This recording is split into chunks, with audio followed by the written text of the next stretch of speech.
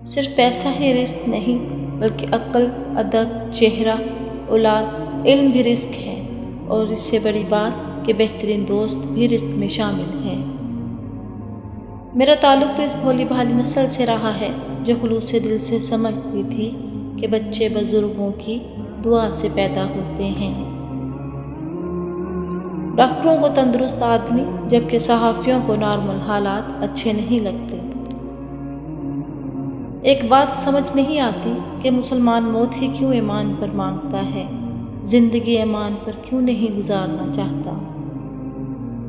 اور جب صبح کو کوئی آپ کو نہیں اٹھاتا اور رات کو کوئی آپ کا انتظار نہیں کرتا، اور جب آپ جو چاہے کر سکتے ہیں، آپ اسے کیا کہتے ہیں؟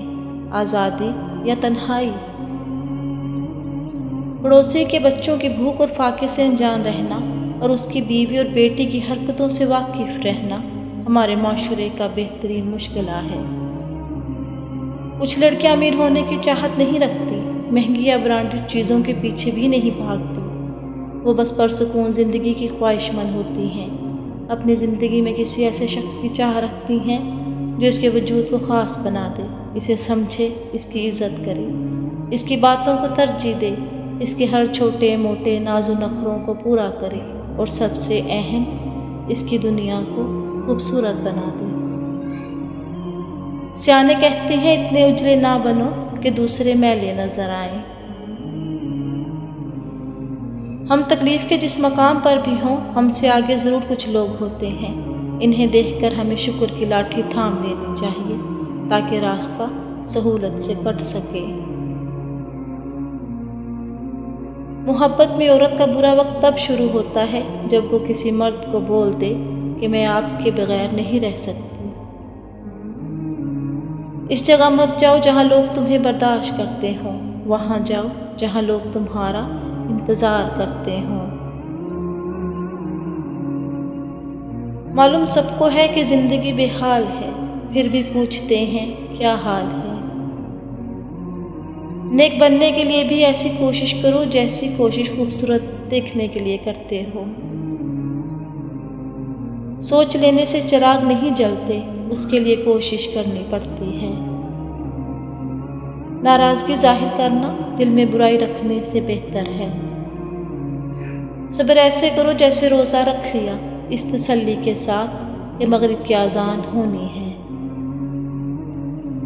حضرت علی رضی اللہ تعالیٰ عنہ، دنیا میں دو کام بہت مشکل ہیں، ایک اس کے ساتھ رہنا جس کے ساتھ محبت نہ ہو، دوسرا اس کے بغیر رہنا جس سے محبت ہو۔ کبھی ہم کسی کی اور کبھی کوئی ہماری جگہ لے ہی لیتا ہے، یہی زندگی کی حقیقت ہے۔